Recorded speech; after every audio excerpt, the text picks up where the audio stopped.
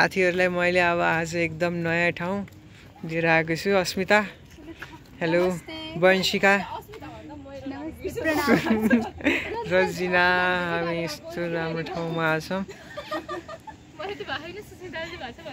हेर त बुढा नीलकण्ठको माथिपट्टि ऊ त बुढा नीलकण्ठ स्कुल हो।